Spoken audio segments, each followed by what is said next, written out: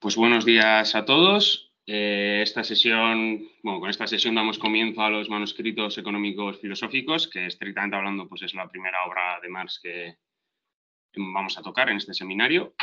Y pues específicamente nos toca pues la parte de introducción del traductor precisamente, que es Francisco Rubio Llorente. Si un poco adelantándome haciendo esto, la presentación, o sea, la introducción me gustó mucho, irónicamente hablando. Así que, pues bueno, le damos con ello porque la verdad que es bastante terrorífica, bastante ideal para la noche que es hoy. Primero, el elemento en cuestión, Francisco Rubio Llorente, pues es un catedrático de la Complutense y un jurista. Es cercano al PSOE. Lo de cercano al PSOE lo digo porque literalmente tiene un artículo en El País que es Rubio Llorente no es del PSOE. O sea, que está un poco en esa órbita, pero bueno, que no ha sido militante del PSOE tampoco. Y fue secretario general del Congreso de los Diputados en la época, sobre todo, de la transición, así que intuyo que estaría ahí un poco metido también elaborando la Constitución debido a su perfil. Y también luego fue vicepresidente, bueno, creo, no sé cuál fue de los dos primeros, pero bueno, vicepresidente del Tribunal Constitucional de España.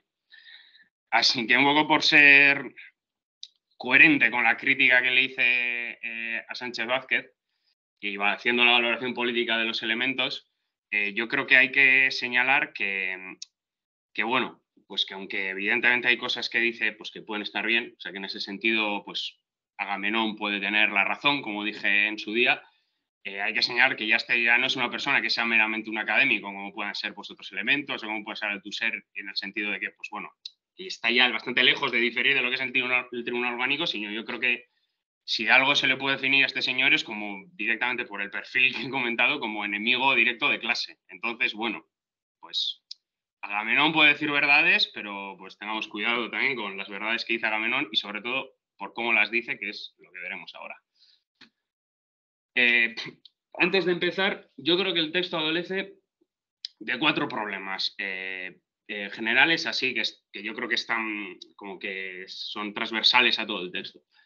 Primero, que a mí, sinceramente, me parece más una introducción a aportes para la crítica de Hegel, que es un libro de Feuerbach, que una introducción a Marx. O sea, a mí me parece que confunde muchas veces cosas que dice Feuerbach con cosas que dice Marx, con cosas que dice Hegel. No está muy claro, es como un totum revolutum. Y a mí me da mucho la sensación, y bueno, y la sensación no, y por comprobarlo en los propios manuscritos, que tiende mucho en la presentación coger partes que dice Marx, hacer control C, control V sin ningún tipo de contexto. Entonces, claro, luego como y a mí me da la sensación que no ha entendido muy bien a Marx, este señor, pues hace ahí una especie de totum revolutum y no es muy consciente muchas veces de que precisamente está diciendo que Marx dice lo que dice Feuerbach. En ese sentido también me parece que la introducción tiene un problema bastante grande, que es que aunque evidentemente pues es una introducción a los manuscritos, como ya hemos comentado algunas veces, no se pueden entender los manuscritos como obra estanca, sino que les tienes que entender los manuscritos pues, en su contexto, con sus trabajos posteriores y anteriores. También creo que hay otro problema, que es que ignora el hegelianismo que el propio Marx desconoce, y lo del hegelianismo con H mayúscula va en el sentido de lo que ya he comentado alguna otra vez, es decir, que Marx es mucho más hegeliano de Hegel de lo que él se piensa muchas veces, o sea, incluso que tiene más puntos en común de lo que el propio Marx cree. Luego, por otro lado, la crítica que hace a lo que llama, bueno, marxismo tradicional o marxismo ortodoxo, etcétera, etcétera, no sé cómo, bueno, iba a decir algo políticamente más correcto, pero bueno, y por no dar, sin que sea el precedente, también por dar la razón a Joaquín, aquí no estoy para ser educado, pero vamos, la capacidad que tiene en general él específicamente y todos los académicos de decir gilipolleces del marxismo ortodoxo y tradicional es inversamente proporcional al número de citas que proporcionan, es decir, se dedica a decir gilipolleces sin dar ninguna prueba de ello. Simplemente habla ahí como de un marxismo ortodoxo ahí como que flota, que está ahí en un imaginario colectivo no da ninguna cita. Yo, de hecho, daré alguna cita que en ese sentido le lleva a la contrario. Y luego me parece que tiene también un problema, que es precisamente lo que yo señalaba en la primera sesión, que cuando Adolfo Sánchez Vázquez hablaba de rebasamiento de la filosofía, yo decía, vale, sí, es verdad, rebasa la filosofía, pero hay que tener cuidado en cómo se entiende esa filosofía o cómo opera esa filosofía. Y precisamente en esta introducción me parece que se ve muy claramente ese rebasamiento de la filosofía, cómo opera en este sentido, en el sentido negativo de que predominan los elementos filosóficos sobre los otros elementos y cómo lo entiende el introductor. En este sentido, es claramente y evidentemente, ya no solo por las referencias que da al final, sino por el desarrollo que hace en todo el texto, que de situarse en algo que yo no creo que ni siquiera se situará en nada, se situaría pues, como en la línea humanista de Marx. Vale, pues dicho esto, el texto empieza con un contexto histórico general. Las páginas son las páginas de esta edición, que es la misma que, pues, que la que está en PDF. Creo que todo el paginado se corresponde. Si en algún momento veis que el paginado se corresponde, me decís. Sin más.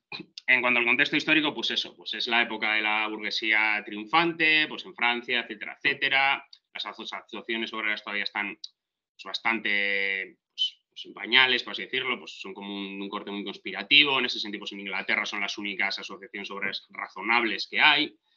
Mientras tanto, pues que en el continente pues, se luchan contra los vestigios del antiguo régimen. Específicamente en la Alemania, que es, por así decirlo, en un sitio donde se han podido ver solo como las partes positivas de ese capitalismo nuevo que se está generando, que precisamente sin ver las negativas, pues que proporcionan ese caldo de cultivo para la generación de ese pensamiento radical. A esto pues también se une, aunque sí que dice que pues bueno, tampoco se le puede dar como excesiva importancia, pues la situación personal del propio Marx, es decir, pues que trabaja en una gaceta y propiamente ve pues cómo pues, le censuran, etcétera, etcétera, pues acaba perdiendo su trabajo, o sea, como que eso tiene cierta influencia. Y sí que es verdad pues que aquí en este contexto aparece ya, por así decirlo, ya como primer elemento, o como por primera vez, aunque de forma muy embrionaria, pues como el proletariado como agente histórico en función pues, de la gente que es capaz de llevar a cabo esas modificaciones. Aquí, pues en este contexto, entra la economía política y pues Adolfo Sánchez Vázquez, Rubio, pues menciona, pues yo creo que correctamente, pues que pues, lo que hemos comentado alguna vez, que la economía política pues se vuelve como la ciencia nuclear de esta sociedad, porque precisamente es el reflejo pues, de las concepciones que hay en la sociedad, etcétera, etcétera. Y también menciona pues, que esta economía política, pues, que no es tampoco ignorada por la filosofía alemana, porque bueno, ya la cita Hegel en la filosofía del derecho, etcétera, etcétera. Pero, pues bueno, que como ya hemos comentado otras veces, pues que esta economía no deja de ser pues, una economía vulgar en el sentido pues, que se queda en lo superficial, naturaliza ciertas relaciones, plantea pues, lo del ser humano económico, que se pues, acaba convirtiendo pues, en la forma de ser humano mercancía, en ese sentido pues, de que naturaliza ciertas relaciones y simplemente se queda ahí, no es capaz de pues, llegar más allá. En ese sentido, pues de esta unión entre la economía y la filosofía, pues es donde, pues precisamente, aquí hay, a ver esto dónde estaba, dice él, el primer paso ineludible para comenzar a estudiar seriamente a la sociedad moderna, es decir, de esa unión, aunque luego, aunque diga esto, Rubio Llorente no plantea, yo creo, lo mismo. Luego está la cuestión del problema del individuo, que a mí, como entre otros muchos casos, a mí me parece que pues, está peleándose contra, pues, no sé, molinos de viento. O sea, no sé si me explico.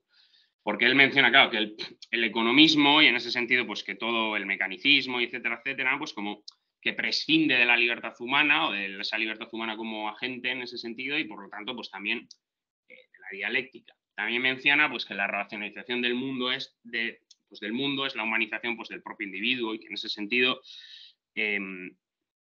pues que ahí se desarrolla pues, la filosofía humanista de Marx.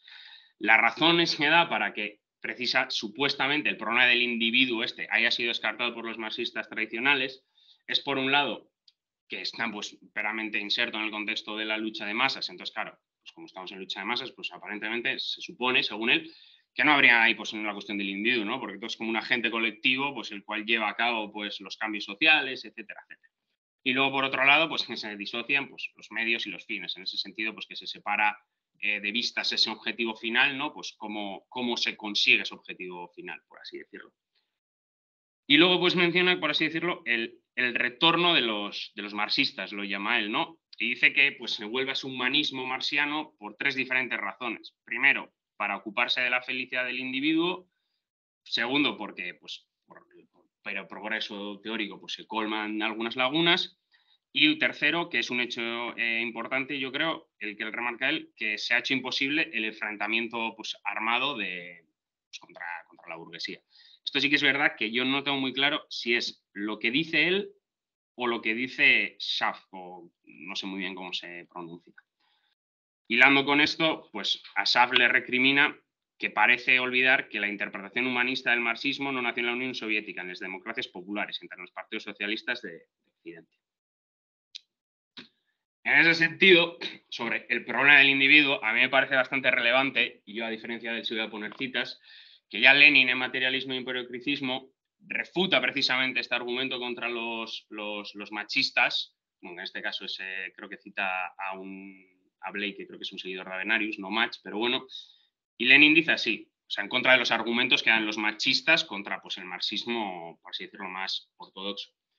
Tercer argumento de los machistas. El marxismo declara al individuo magnitud sin valor, quantité négligeable, o como se pronuncie, que no es de francés. Considera al hombre como algo fortuito, sometido a unas leyes económicas inmanentes, se abstiene de analizar, que tampoco lo voy a decir, porque es alemán, lo que hallamos, lo que nos es dado, etcétera, etcétera. Este argumento repite íntegramente el ciclo de ideas de la coordinación de principios empiriocriticista, es decir, el subterfugio idealista de la teoría de Avenarius. Blake tiene completa razón al decir que no se puede encontrar en Marx y Engels ni una sombra de una admisión de tales absurdidades idealistas y que es preciso, al admitir dichos embustes, rechazar necesariamente el marxismo en bloque, comenzando por sus orígenes, por sus postulados filosóficos fundamentales. Pues claro, yo creo que aquí claramente se ve que precisamente, o sea, el problema del individuo, o sea, se ve, es una cita, ¿no? Pero se ve más o menos que no es simplemente que lo ignoren, o sea, sino que, pues, igual pues está inserto en un cierto contexto, pero en ningún caso lo ignoran. Otro buen ejemplo bastante bueno, me parece, porque también lo hemos visto en el seminario, fueron la selección de textos que leímos de Lukács, y ahí también claramente se ve, y son textos de la misma época, en cómo se ocupa pues, del individuo, el colectivo, cómo se desarrolla la conciencia del individuo, las diferentes estratificaciones de conciencia. Es decir, el problema del individuo, pues aparentemente, aunque Rubio Llorente lo desconozca, ha sido un problema que en mayor o menor medida pues, ha tenido importancia dentro del marxismo tradicional y también dentro de pues, lo que luego sería la Academia de Ciencias de la URSS. De esto no tengo ninguna cita. Luego aquí está una cuestión que a mí me parece que yo he titulado Filosofía, marxistas tradicionales y retrasados mentales, en función de un término que él propiamente implica. Y claro, él, de nuevo, se monta unos molinos de viento, pues, cervantinos, ¿no? Y dice, claro, que lo que plantean estos marxistas tradicionales es que ahora adelante que no existe más filosofía, que solo existe historia y economía. Esta historia y economía, pues ya es el motor histórico y que ya la filosofía nos da igual. O sea, esto evidentemente, o sea, no hay que hacer un trabajo increíble pues, de recabación bibliográfica para ver que no es verdad. Como ejemplo de esto, me remito a otro texto que hemos tratado en el seminario, que es el libro de Principios de Lógica Dialéctica de Rosenthal, donde aparte de que, pues, evidentemente, se tocan cuestiones de filosofía y se desarrollan esas cuestiones de filosofía, perdón por el gallo, incluso se ve precisamente como el propio Rosenthal, en ese hilo argumentativo que él utiliza, dice, no, aquí hay gente que reniega de la lógica formal porque es una lógica burguesa, etcétera, etcétera. Pero claro, no, la lógica formal tiene su validez. Lo que pasa es que ahora introducimos otro elemento que es la lógica dialéctica, pero la lógica formal no deja de tener validez. Y cómo precisamente Rosenthal, que si algo es Rosenthal en ese sentido es un autor oficial, podríamos llamarlo, eso, o sea, precisamente se ve como no hay, ni mucho menos de ahora en adelante ya no hay más filosofía. Luego también me hace mucha gracia, que es de donde saco lo de retrasados mentales, la cita esta que hace de Engels, que creo que, a ver si la encuentro, que está bastante manipulada, que dice algo así como que Engels dice que los filósofos han sido sucedidos por el movimiento obrero, y abre comillas, heredero de la filosofía clásica alemana. Y en consecuencia, quien se obstine en hacer filosofía es o bien un retrasado mental o un instrumento de la reacción. Lo último lo dice Rubio Llorente. Yo, bueno, Rubio Llorente no sé de cuál de las dos es, desde luego un elemento de la reacción, por lo que he expuesto antes, pues me parece que es bastante evidente. Y un retrasado mental, pues no lo sé, pero desde luego sus lecturas tienen bastante carencias, partiendo de la base de que, como también hemos comentado otras veces, claro, la negación de algo no es el descargamiento total de algo. La negación de algo, si hablamos dialécticamente, implica su superación en síntesis. Entonces, como implica su superación en síntesis, cuando Engels, aparte de que la cita está muy recortada, de que es heredero de la filosofía clásica alemana, no plantea simplemente, como bien él indica, de que Marx no es un teoricista o un artífice de la práctica por la práctica, sino es la unión de las cosas. Plantea precisamente cómo esos elementos de la filosofía alemana son lo que le da, por así decirlo, el motor ideológico, o el cual es el elemento que ha sido capaz, pues, de hacer ver, podríamos decir, entre muchas comillas, cuál es su labor como, pues, como sujeto histórico, por así decirlo. Pues claro, ahí no se está haciendo una negación en el sentido de, pues, de descarte, sino en un sentido de superación en síntesis. Luego también Rubio Llorente habla de dos deformaciones. Por un lado, en el sentido de que el sistema marcha por sí mismo hacia su destrucción y el hombre totalmente privado de libertad no es más que un juguete de fuerzas ciegas que, como los dioses antiguos, se valen de él para designios que le escapan. O la otra deformación, que es que la transformación solo es posible y siempre es posible mediante el simple esfuerzo humano, resultado de un imperativo cuyo origen y justificación están en otra parte. Y evidentemente, porque se escribe, pues, a la tendencia humanista, pues, en caso de escribirse una de las dos cosas, pues pone el foco encima de la mesa en la primera. En ese sentido, pues pone de nuevo el ejemplo, perdón, de cómo se estancan en la Diamat, cómo se estanca la dialéctica con las leyes de la dialéctica. Y yo, claro, en este sentido, querría recordar que, bueno, aunque evidentemente se hace una formalización, lo primero que hace una formalización también propiamente en ese sentido, muchas veces, bueno, igual no una formalización como tal, pues igual Marx no se podría hablar de una formalización en plan, como le gusta a muchos analíticos, que es en plan enajenación, 2 puntos, definición, sino también que sea en cuanto al método. O sea, Marx sigue usando un método y sigue usando esa cristalización que muchas veces son la dialéctica, que son, pues bueno, mencionar algunas, pues yo que sé, ese universal, ese particular y ese singular, ese concreto a lo abstracto y mediante, pues, un regresus a volver a lo concreto otra vez, etcétera, etcétera. Esos también son leyes dialécticas no entendidas como una especie de, pues yo que sé, de demonio malvado de Laplace, sino entendidas, por así decirlo, como unas leyes generales de, pues, cómo se puede entender y cómo se va procediendo la realidad en ese sentido. Luego, aquí hay una cosa que me ha hecho mucha gracia, hablando en la página 26, cuando habla, pues, de las conciencias ajenadas o así, porque claro, todo esto lo hace haciendo crítica, pues, al marxismo ortodoxo, al marxismo tradicional, etcétera, etcétera. En la página 26, como por la mitad, dice algo así como: Marx acertaba, si se lo acepta, al afirmar la necesidad de la transformación del capitalismo, pero su pensamiento no debe ser entendido si se quiere preservar su validez, en el sentido de que esa transformación necesaria haya llevado automáticamente hacia formas no basadas en uno u otro modo de enajenación. O sea, es decir, que aquí está planteando que ciertos sectores ortodoxos, ¿no?, pues plantean que el hecho del desarrollo de las fuerzas productivas, pues, llevan a otro nivel de conciencia enajenada, superar la conciencia. Me hace bastante gracia porque precisamente un sector que desde luego no es ortodoxo, como puede ser el sector, los crítico-prácticos personificados en Íñigo Carrera, así, sin entrar en mucho detalle, precisamente su planteamiento político bastante explícito, yo diría, aunque insisto que igual se podría entrar más en detalle, y igual yo tampoco lo controlo tanto como para decirlo tajantemente, pero sí me da la sensación que es así, es que claro, que no hay que hacer organización política, que la única organización política es conocerse como conciencia enajenada, y en ese sentido, pues, estudiar la crítica de la economía política, y en ese estudio de la crítica de la economía política, del progreso científico, del progreso de los modos de producción, pues en algún momento, mediante ese conocimiento de uno mismo como conciencia enajenada, el desarrollo de las fuerzas productivas, pues alcanza un estadio superior. Y esto muchas veces yo creo que se plantea, sobre todo cuando hacen lecturas, pues, sobre la ciencia y así, etcétera, etcétera, de manera bastante explícita. Bueno, insisto que justo tampoco es una cosa que domino mucho, entonces, si alguien me rebate, se lo agradezco. Y luego, por otro lado, pues habla, pues, de la naturaleza del ser humano, aunque luego, pues, vuelve otra vez sobre ello, pero que dice, pues, que el fundamento de pensamiento todo de Marx lo constituye una idea de naturaleza y del hombre. Y en ese sentido, pues que hay como una simbiosis, pues, entre la naturaleza y el ser humano. Que precisamente, pues, o sea, por algunos elementos que él menciona, ¿no?, pues dice, claro, que la historia pasada ha sido la historia natural del hombre, ¿no? El hombre simplemente natural traiciona su humanidad. El hombre crea continuamente al hombre, pero de una manera ciega como resultado de la casualidad.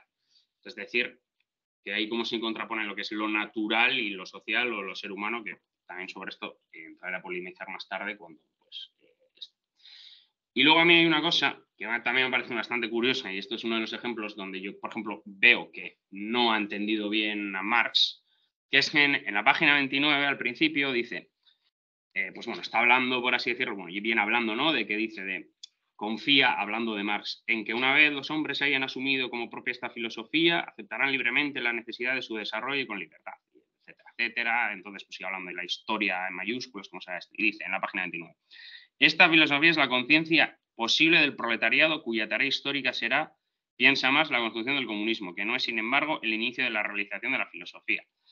Pues claro, yo aquí pues, sí que creo que hay un problema de método que es, volviendo a la crítica que le hice en la primera sesión, Adolfo Sánchez Vázquez, que es, claro, que eso no es la filosofía. En todo caso, lo que es la filosofía como conciencia posible como proletariado es ese elemento o esa disciplina o esa cosa, podríamos hablar ampliamente, que más genera, que supera en síntesis a la filosofía, no la filosofía en mayúscula per se. Vale, más cuestiones. Aquí, pues, por así decirlo, vuelve pues, con el ser humano en naturaleza. Aquí hay una cosa que sí que es verdad que Marx dice, y Marx lo dice así explícitamente en los manuscritos, que dice, el humanismo marxista es naturalismo. Y de hecho lo dice así, dice, humanismo es igual naturalismo y naturalismo es igual humanismo. Sí que es verdad que creo que aquí hay dos cosas, que están muy fuera sacado de contexto esa cita, porque ahí en ese sentido el naturalismo es una cosa que se contrapone a la idea de Dios, por así decirlo. Entonces, claro, lo natural es como romper con la necesidad de ese Dios externo al hombre, y por otro lado que ignora evidentemente pues, el desarrollo posterior, o sea, además. Entonces, claro, en ese sentido a mí me parece que pues, sí, se queda ahí con lo que dice, pero en cuanto a introducción metodológicamente tendría algunos problemas. Luego habla pues, de la actividad diferenciada del animal, que pues, bueno, voy a detallar porque pues, ya lo hemos hablado creo que en alguna intervención, aunque bueno, podemos entrar a hablarlo si esto. Y luego habla del caso excepcional de la relación sexual, donde pues, excepcional no se refiere a la frecuencia donde esta se mantiene, sino a otra cosa. Claro, aquí la cuestión también es que yo creo que de nuevo está el mismo problema, porque sí, este párrafo que es un poco aleatorio, porque efectivamente es un poco aleatorio, también está en los manuscritos, también introducido de bastante manera aleatoria también. Pero claro, aquí cuando está hablando de esto dice, solo es un caso excepcional el de la relación sexual. Es esta naturaleza exterior también la naturaleza humana. O sea que en el caso de esta relación, la naturaleza exterior al humano también es otro humano, por así decirlo, ¿no? Y ahí cita ese párrafo de Marx donde también se refiere a la relación sexual. Dice, la relación del hombre con la naturaleza es inmediatamente su relación con el hombre, del mismo modo que la relación con el hombre es inmediatamente su relación con la naturaleza, su propia determinación natural. Pero claro, aquí dice, y luego dice, salvo en este caso fundamental, el de la relación sexual, la naturaleza con la que el hombre se enfrenta es su cuerpo inorgánico, el reino amplísimo de lo no humano y que necesita de humanización. Pero yo creo que aquí también hay un problema, que es que coincide precisamente lo natural como lo externo.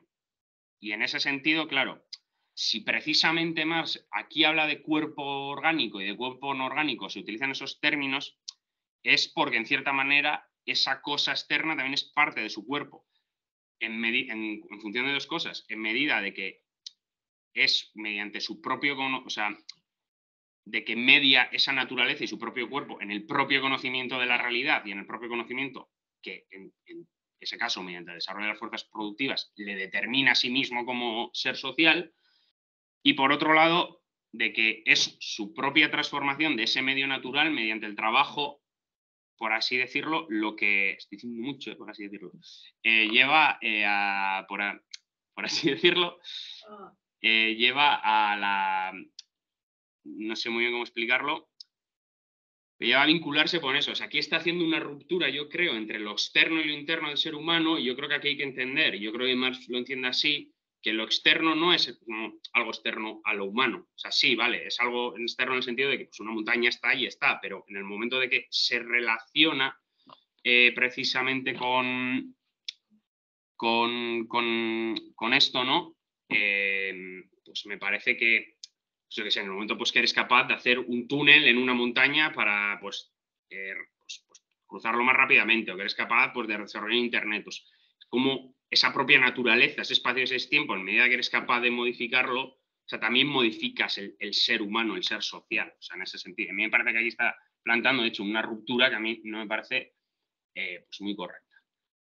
Luego también, en ese sentido, continúa diciendo, que no sé muy bien dónde, porque me he perdido, que también es en ese sentido, que dice claro, que la relación del hombre con el hombre está mediada por la relación del hombre con la naturaleza y depende de ella. El modo de dicha relación determina, por tanto, la idea de que el hombre tiene del hombre, tanto del otro como de sí mismo. pues en general toda relación del hombre consigo mismo se realiza verdaderamente, se expresa en la relación en la que el hombre está con los demás. Entonces, simplemente esa... pues eso, o sea, sin más. Luego sigue continuo, o sea, es un poco pues, sobre la misma idea pues, que desarrollé antes. Luego también pues dice eso, que el ser humano pues, que es un ser social, pues que evidentemente pues, que no se puede realizar pues, fuera de sociedad, etcétera, etcétera. Esto también alguna vez que hemos hablado. Y luego habla pues, sobre división, trabajo y enajenación.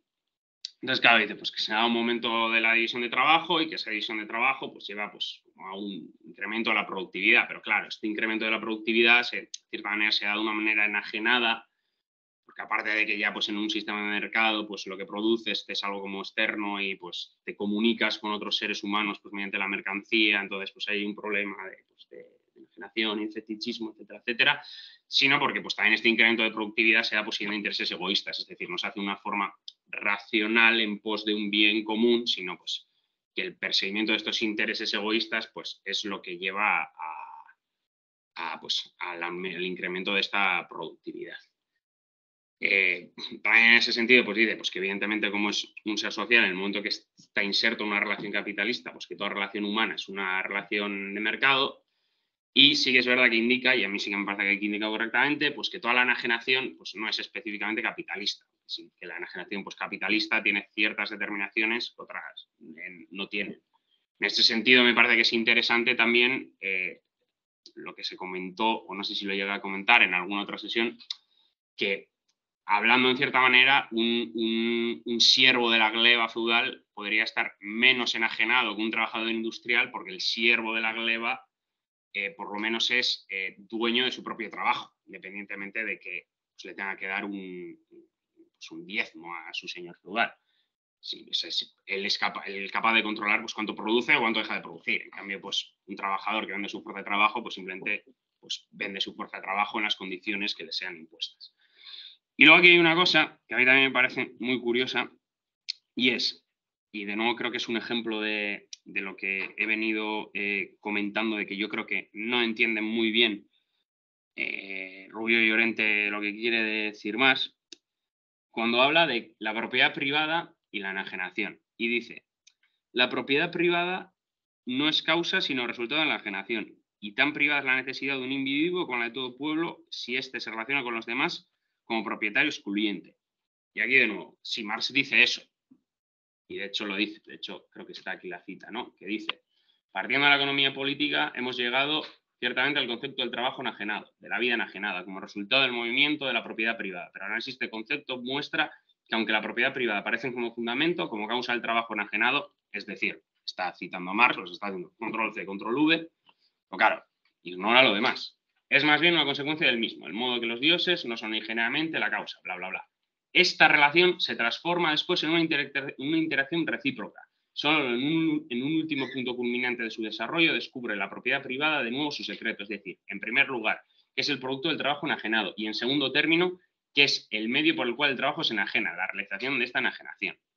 También siguiendo con esto, en el tercer manuscrito, que bueno, ya llegaremos, pero bueno, son dos partes que he cogido porque me han parecido que lo ejemplifican bien, dice, la superación positiva de la propiedad privada como propagación de la vida humana es por ello la superación positiva de toda enajenación. Esto es la vuelta del hombre desde la religión, la familia, el Estado, etcétera, etcétera. Su existencia humana, es decir, social. La enajenación religiosa como tal transcurre solo en el dominio de la consciencia, del fuero interno del hombre. Para la enajenación económica pertenece a la vida real. Su superación abarca por ello ambos aspectos. Es decir, o sea, sí, Marx dice que la propiedad privada es primero causa y luego resultado, pero sí que es verdad que, por así decirlo, ahí, en cuanto a método, está realizando, en ese sentido, una de las claves que ya se comentó en alguna otra sesión, que es precisamente la relación entre formas y contenidos, es decir, cómo hay el hecho de un cierto contenido, cómo se realiza precisamente, o sea, en este sentido, como forma de propiedad privada, dando con lo que dice aquí, desde el medio por el cual el trabajo se reajena, claro, cómo esa realización se alimenta recíprocamente entre las dos cosas y hacen, pues precisamente, que avance en ese sentido. Y claro, a mí me parece que aquí hay como, pues es como un entendimiento un poco que no está claro esto. Y además, justo en este caso concreto, yo no sé, porque no sabría decirlo, pero me suena que Marx se retracta o por lo menos lo matiza bastante en escritos posteriores. Pero ahora esto no sabría decirlo yo exactamente ni dónde, ni si es así. O sea, es como que me suena. Vale, y luego por último, que pues no se podría saber, pero que me parece muy representativo, que pues hablando del humanismo marxista y etcétera, etcétera, es que habla de qué elementos pues, fertilizadores ha habido en ese marxismo-humanismo. Claro, por un lado, vale, está Marcuse, pues yo no soy muy amigo de Marcuse, pero bueno, pues está Marcuse, o sea, vale, sin más, o sea, aceptable. Claro, el otro elemento fertilizador es Freud.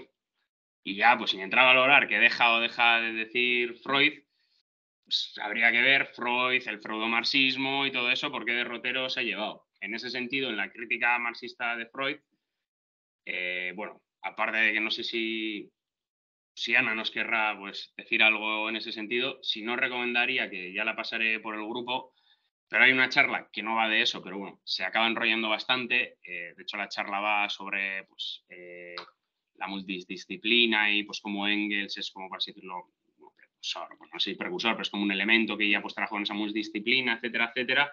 Una charla que da, bueno, principalmente Sergio Mario Guili, que es un psicólogo argentino, y trata bastante sobre esas cuestiones pues, de psicología y entre ellas pues, pues pone ejemplos de psicología, porque el psicólogo, entonces pues evidentemente es lo que toca de cerca, y pues se mete con una crítica también en ese sentido a Freud. O sea, una crítica resalta los elementos positivos, pero también los negativos. Y luego para acabar, que me parece importante, en las notas de traducción, aunque parezca siempre que esto es una parte que es una chorrada, claro, dice que para traducir algunos términos, que hay tres, que Marx usa tres términos, los cuales voy a pronunciar mal, pero bueno, que es Entfremdung, Entausung y Berausung, o algo así, sin más. Y dice, claro, que Marx los utiliza frecuentemente como sinónimos, pero con algunos en lugares señala entre ellos pues un matiz, ¿no? Entonces dice que, claro, que en una edición anterior, pues utiliza el término extrañamiento para verter uno de ellos y el término enajenación para los otros dos. Pero que en esta ocasión que ha abandonado ese sistema porque pues, se confunde con la palabra como común española de extrañamiento y simplemente pues que los utilicen distintamente. Él utiliza esto para argumentar que, claro, que si no, pues sería necesario pues, un montón de notas a pie de página, que yo creo que habría sido lo suyo, pero bueno, aquí no me meto con el trabajo de cada uno, sobre todo cuando yo no lo soy capaz de hacer. Pero me parece que es importante porque, claro, muchas veces con estos términos suele haber polémica, bueno, suele haber, ha habido de hecho bastante polémica, pues ya se mencionó alguna vez pues el rollo este también de la traducción que hace Sacristán de Marx y etcétera, etcétera. Y entonces me parece que es importante, pues eso, como que saber que lo está utilizando como indiferentemente. Entonces supongo que ahí será un poco el contexto. Y con esto, pues diría que listo. Pues una vez ya os habiendo metido cera, pues me metéis cera vosotros a mí. Vale, voy a ver esto. Teams. No. A eso tengo que ir en la medio. Vale, pues no sé si alguno tenéis algo que decir. Espera, perdón. Una cosa que se me ha olvidado también, perdón, ahora te doy la palabra, pero porque no la tenía apuntada, en realidad me parece una chorrada, pero bueno, en la página 14, cuando dice por la mitad del segundo párrafo, o sea, que está hablando de la ciencia positiva, que es la economía política burguesa y así, etcétera, etcétera, dice, su propia constitución de ciencia positiva la obliga a partir de lo ya puesto, de lo dado, y le veda a la especulación sobre lo que pudiera o debiera ser. Y yo creo que en este sentido, igual simplemente porque no lo está usando en ese sentido, pero los que pues, estuvimos el año pasado de vuelta con los burundrises también solía aparecer recurrentemente el término de puesto y dado. Y claro, puesto y dado no significa lo mismo. De hecho, o sea, tiene ciertos matices y tiene ciertos elementos. Claro, en ese sentido que o sea, me parece que también ahí está utilizando un poco mal los términos y creo que lo tengo por aquí, que lo he traído de hecho para eso, que la diferencia entre los dos términos, y he traído en otro esto porque no me ha dado tiempo a transcribirlo en los apuntes que tenía del libro, es que claro, que el puesto, que es en alemán el Gesetz, hace como referencia precisamente a ese puesto en un sentido hegeliano, que está en contrapuesto al Dasein, que es lo dado. Que en ese sentido, pues se está aludiendo al carácter objetivo pues, del espíritu, del cual también habla Francisco Rubio y que justo en ese apartado no me he metido mucho, pero que es decir, este carácter objetivo es la materialización o la realización de ese espíritu. Es decir, este puesto es una realización pues, de una acción humana necesaria entendido también en el sentido filosófico del espíritu. Y lo dado es algo pues, más contingente. En este sentido, Hegel, en Fundamentos de la Filosofía de Derecho, pone una cita para que se entienda, que dice que una montaña es algo dado, pero en cambio una pirámide es algo puesto. Es decir, una montaña es algo pues, que está ahí, en ese sentido que es la realización necesaria, mediante que lo otro pues, es algo como contingente. Es simplemente como esa pequeña apreciación, porque, pues, sin más, o sea, es una chorrada, pero que me parece que es... y ahora ya sí que sí, ya sigue con mi presentación. Pero yo tenía la mano levantada y... Vale, pues yo por salirte al paso en esto de la relación entre propiedad privada y enajenación, que comentabas, que creo que ya se ha comentado antes también, pues eso, el cómo pues en los manuscritos es confuso y por ello el señor este lo entiende mal, la relación que hay de causa-consecuencia o interrelación entre propiedad privada y enajenación, que Marx todavía en este punto, en buena parte derivado de su dualidad también en su concepto de enajenación como pérdida del objeto y como apropiación por algo externo de lo propio, o enajenación como pérdida de una esencia abstracta del hombre, pues confunde a veces esta relación de causa-consecuencia, pero como has dicho, lo corrige muy prontamente en otro texto que leeremos, que son los Cuadernos de París, que acerca de esta problemática Sánchez Vázquez tiene un capítulo dedicada y eso, dice que sí, que ahora en los manuscritos hay sitios donde dice que la enajenación es la causa de la propiedad privada, o más concretamente que hay una relación intrínseca donde se reproducen la una a la otra constantemente, pero que luego corrige y evidentemente, visto desde un punto de vista histórico, desde una perspectiva histórica, la propiedad privada tiene que necesariamente preceder a la enajenación, porque sin una propiedad privada es imposible que ese objeto deje de ser tuyo y pase a ser de alguien ajeno, porque ese alguien ajeno no podría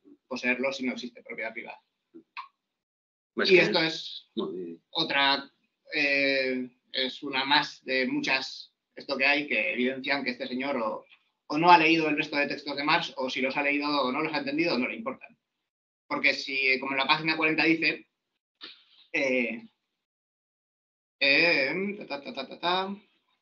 pero en los manuscritos no se aborda el estudio del proceso que lleva a la liberación, a cuyo estudio y fomento se dedicará Marx el resto de su vida, dice. Es decir, en los manuscritos se la presenta simplemente como meta a alcanzar y se la designa con el nombre de comunismo, que es algo infinitamente más complejo que la simple supresión de la propiedad privada, etc. Y si cruzamos esta cita con otra que hay en la página 15, de quizá el hecho mismo de que Marx no intentase nunca su publicación, tenemos la mejor prueba de la importancia de estos textos, que para él, una vez más, los está poniendo en el centro de todo. Son tan ricos en intuiciones fertilísimas necesitadas de largo estudio y desarrollo, que llevará a cabo más adelante, que resultaba imposible publicarlos. Por supuesto, no es que estas pocas páginas escritas a los 26 años sellaran ya el término del desarrollo intelectual del autor, que habría de cara a un estudio de 40 años de su vida, pero sí puede afirmarse sin exageración que en ellos está ya constituido el espíritu que habrá de informar toda la obra posterior, nos dice Llorente. En cierto sentido, podríamos decir que constituye un programa de trabajo que en parte quedaría sin realizar y en el cual están ya incluidos los resultados finales. Este señor pues, encaja perfectamente en la crítica que hace Sánchez Vázquez a la parte humanista de decir, bueno, existe un desarrollo posterior de Marx, pero este está supeditado a lo que ya está en los manuscritos, hay que entenderlo desde la óptica de los manuscritos y todo lo demás no son más que añadidos o desarrollos detallados que hay que entenderlos desde esta óptica. Y eso le hace, evidentemente, perderse todo el resto del desarrollo porque, como ya hemos comentado y como bien veremos, estos textos pues tienen mucho de muy correcto, pero bastantes cosas que luego Marx matizará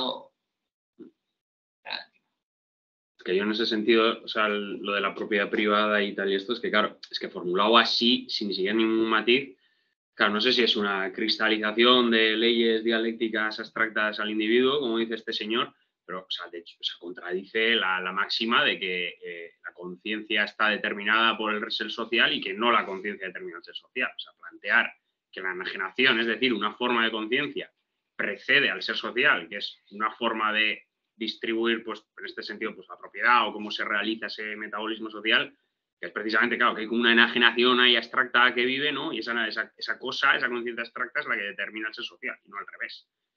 Y, o sea, quiero decirte, y de hecho hay muchos elementos que en ese sentido a mí que me parece que son bastante interesantes, que claro, sí que es verdad que cuando Marx escribe los manuscritos, o sea, a Feuerbach le tiene en alta estima, como ya veremos en el prólogo. O sea, quiero decirte que el prólogo también parece que es un club de fans de Feuerbach, casi, con algunas cosas que dice, pero o sea, ya lo veremos la siguiente semana.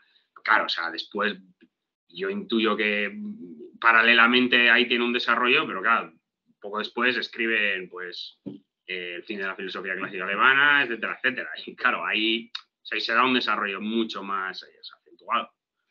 O sea, yo creo que hay que entenderlo todo, o sea, metodológicamente hablando, no hay que entenderlo desde el punto de vista que lo podría hacer la academia burguesa de cojo un libro estanco y entonces solo analizo el libro, sino que tengo que coger, ver con el desarrollo, cómo en plan en síntesis va avanzando en su pensamiento, o sea, más. Venga, Joaquín, dale. Bueno, yo entiendo que Ander, pues el personaje del traductor no le hace ninguna gracia, y eso probablemente ha hecho que hayas pasado como un rodillo por toda la introducción. Bueno, yo voy a hablar un poco más del personaje de la introducción. Fernando Rubio Llorente es uno de los intelectuales orgánicos de la transición y del régimen que estamos disfrutando actualmente. Pero, igual que otros, como Gregorio Pérez Barba, Tomás de la Cuadra o el mismo Fernando Ledesma, lo son en tanto que intelectuales del Partido Socialista Obrero Español, independientemente de que estén afiliados o no. O también María Teresa Fernández de la Vega, todos los cuales han sido presidentes del Consejo de Estado. Una de las cosas que ha sido este señor que se ha olvidado. El Consejo de Estado son los prohombres de la patria. Ahí se reúnen estos de orientación socialista, pero también otros de la derecha, como Íñigo Cabero o como Landelino Lavilla, que son el sostén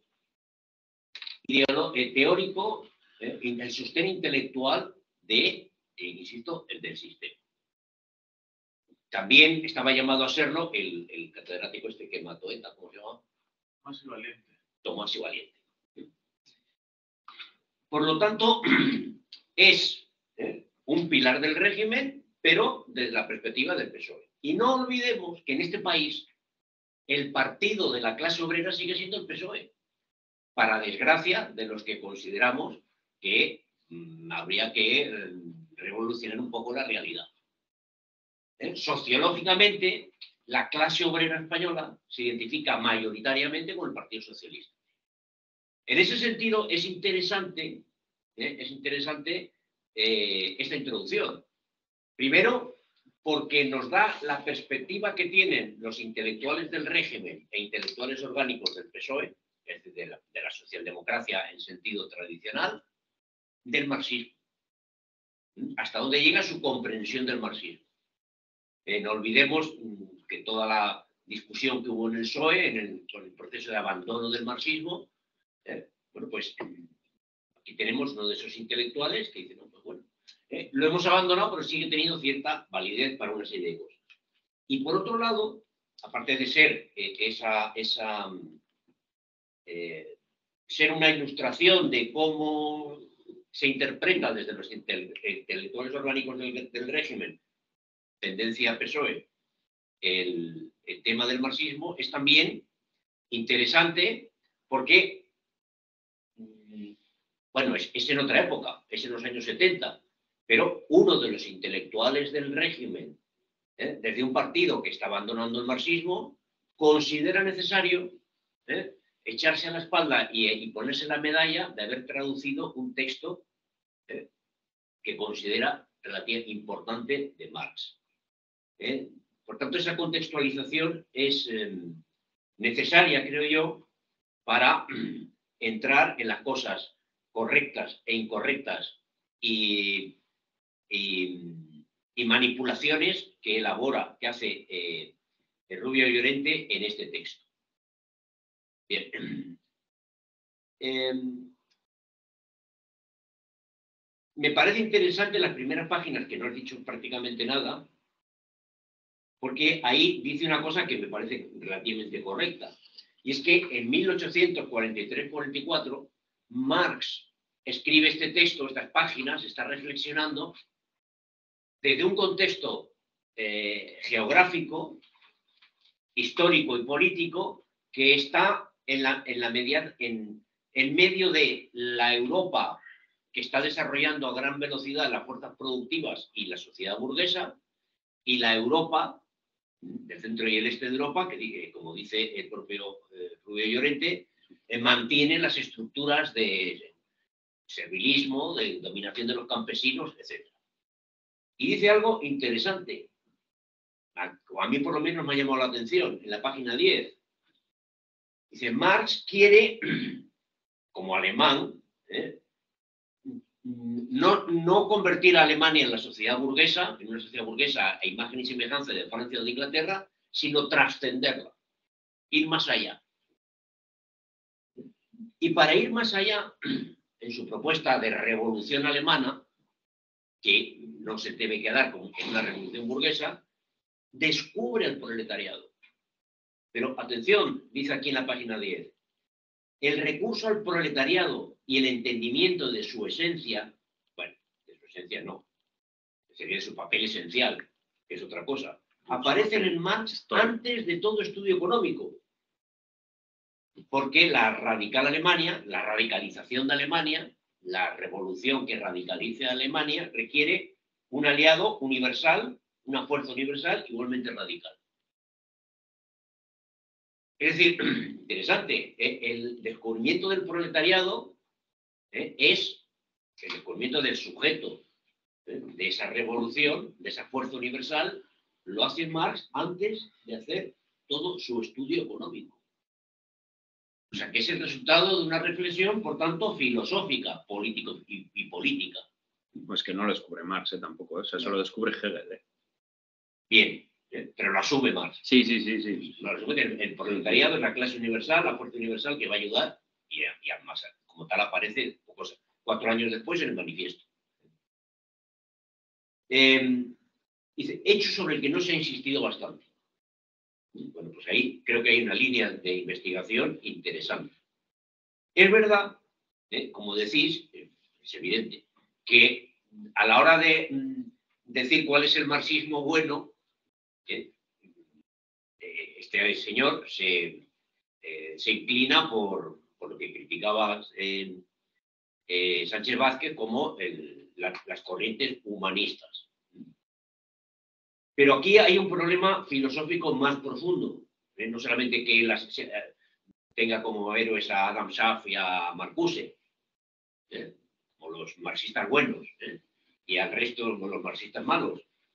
Es que continuamente está hablando de la esencia del ser humano y el problema de fondo, cuando dices que Rubio Llorente no entiende a Marx, el problema de fondo está precisamente claramente expresado en esa cuestión. Porque él entiende que la esencia del ser humano es algo distinto de su quehacer, de su acción. Rubio Llorente. En ese sentido, es Rubio Llorente el feuerbachiano, no Marx. Porque Marx entiende que no hay esa dicotomía entre esencia y existencia. Eso es de Hegel, como has explicado muy bien, entre el Gesetz y el Dasein.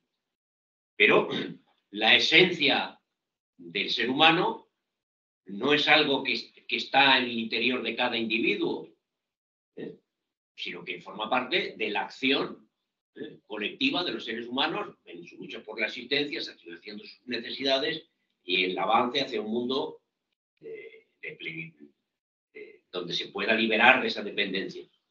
que es lo que le genera la enajenación y demás. No lo entiende. Él insiste en una posición bastante filosófica, que la esencia es distinta de la existencia. En ese sentido, podemos decir que no es distinto a la tradicional interpretación kantiana, que la socialdemocracia tiende a preferir en este país. Tradicionalmente, es decir, en los momentos en que pues gente como Unamuno o como ¿cómo se llamaba este que se quedó en Madrid, que luego estuvo preso? Por hombre del PSOE. Bueno, no me acuerdo ahora. Es decir, el socialismo en España siempre ha sido kantiano. Y precisamente la renovación de la socialdemocracia, en forma de neopartidos, que están en estos momentos en una cierta confusión, y no se sabe si disolución o reconfiguración, siguen siendo kantianos. Por lo tanto, no es solamente los intelectuales orgánicos del PSOE los que tienen esa dificultad para entender realmente a Marx, sino en general el conjunto, la izquierda mayoritaria del país, que tiene como una de sus consecuencias la pérdida de impulso revolucionario en la izquierda. También me gustaría señalar otra cuestión interesante, y es que en esa discusión sobre si Marx dejó de escribir filosofía con la ideología alemana y se dedicó a escribir economía, en la página 22 dice que hasta el fin de sus días mantuvo vivo el propósito de escribir una dialéctica materialista, que habría de ser como el colofón de su obra, y a la que, si verosímilmente no consideraba como su tarea más urgente, sí entendía probablemente como la más importante. ¿Cuál es el problema aquí? El problema está con lo que Francisco Rubio Llorente considera como cuestiones más o menos estrictamente filosóficas en la línea 1, 2, 3, 4, en la cuarta línea de esta misma página 22. Rubio Llorente tiene una visión claramente académica y academicista de lo que es la filosofía. En ese sentido, igual, reflexionando un poco y algunas cosas que dije en su momento con Vázquez, pues me arrepiento, me declaro culpable de algunas cuestiones. Marx siempre fue filósofo. Lo que pasa que su comprensión de la filosofía, y en ese sentido le doy la razón a Sánchez Vázquez, su comprensión de la filosofía no es estrictamente filosófica. Más la crítica de la economía política no es una economía positiva, como dice Rubio Llorente. Marx no tiene nada que ver con Comte y con Spencer, que dice que significan. Es una crítica dialéctica, filosófica, de la realidad. Como dice Gustavo Bueno, se puede hacer la filosofía del vino, de la sidra, la filosofía de la televisión o la filosofía de la economía política, en forma de crítica. Sentido, Gustavo Bueno sí entiende mejor a Marx que Rubio Llorente, sin duda. Bastante mejor, sí. Bueno, pues eso. Que tampoco bien, pero bastante mejor. Sí, o sea, yo en ese sentido, y ahora te doy la palabra a Adrián, o sea, es que hay muchas cosas que no me he metido porque me parecía eso, que adolecía como en general en todo alrededor de todo el texto. Y una claramente es, por eso, cuando he dicho de lo de que parece más una introducción a Feuerbach que una introducción a Marx, y precisamente, o sea, igual no lo desarrollo en ninguna diapositiva, también porque por tiempos, pues, me ha sido un poco complicado, porque literalmente acabo de leer hoy y hacer la diapositiva hoy. O sea, lo he leído muchas veces, pero también precisamente por eso, sí, me está igual. Pero es que claramente una de estas cosas es que, claro, constantemente habla de que sí, porque el ser humano pues es un ser social, sí, porque no sé qué, tal, porque no sé qué, porque el individuo, cómo pues realiza no sé qué. Pero luego constantemente vuelve y empieza a hablar de, pues yo también, por ejemplo, tengo aquí algunas citas en ese sentido que he seleccionado, que dice, por ejemplo, en la página 38, al final del primer párrafo, dice: El hombre mismo, como producto de su propia acción, no logra romper las barreras de su individualismo natural, su determinación, esencia genérica, que sí que es verdad que aquí Marx en los manuscritos todavía habla muchas veces como del género y tal, pero claro, lo hace también en otros términos y ya anticipando esa ruptura. Presente en su acción, no llega a actualizarse y el ser humano continúa sin alcanzar su verdadera esencia, como que vuelve todo el rato sobre sobre el concepto este de que hay una especie como de esencia en ese sentido, como que no, que está ahí como un motor, ¿sabes? Esto como que constantemente empuja y que es eso lo que empuja. En ese sentido me parece que es interesante, pues en la página 34, al final del esto que habla, que dice que es por su determinación originaria, está llamada a ser, o sea, como que confunde mucho esto. Y sí, a mí desde luego, o sea, en el término que comenta Joaquín, me parece interesante de cara a cómo hacer una genealogía, como traducción me parece nefasta. O sea, bueno, la traducción como introducción me parece muy mala. O sea, por muchas cuestiones las que he comentado también, o sea, que a mí, por ejemplo, en ese sentido, me parece curioso, y ya sí que sí, perdón, te doy la palabra, Adrián, y bueno, no sé, te doy la palabra y luego leo lo que está escribiendo Gabriel y alguien más, creo, no sé, que en la página 37, en el segundo párrafo, dice algo así como, hasta aquí Marx y Feuerbach coinciden. El concepto marxista, sin embargo, no se identifica, como antes decíamos, con el feuerbachtiano y va a recoger importantes elementos de pensamiento de Hegel, pues este y en ello reside y cita lo grandioso de la fenomenología, de su resultado final, la dialéctica de la negatividad como principio motor y generador. Coincide la autogeneración del hombre como un proceso, la objetivación como desobjetivación, como enajenación y supresión y enajenación. Capta la esencia del trabajo y coincide al hombre objetivo verdadero porque real, como resultado de su propio trabajo. Pues claro, a mí me hace mucha gracia que, claro, aquí claramente, en esta cita se sintetiza precisamente todo lo que ha comentado Joaquín y todo lo que también ha comentado en la presentación, que es la contradicción, por así decirlo, tampoco como una forma formal, sino como un proceso inmanente que lleva como esa síntesis, por llamarlo de algún modo, donde claramente no se diferencia, como bien dice lo de verdadero porque real, el ser de su existir. O sea, por así decirlo, de su existencia. Pero a mí me parece muy curioso que el señor este sea capaz de poner esta cita y no haberse enterado de nada. O sea, porque si algo me parece que resume, a ver, habrá citas mejores, ¿no? Pero si algo resume precisamente lo que es el método, o sea, es esta cita. Pero es como, la pone y parece que, bueno, pues como si oyera a los pájaros cantar. O sea, y ahora sí que sí, Adrián. Y luego leo lo de Gabriel.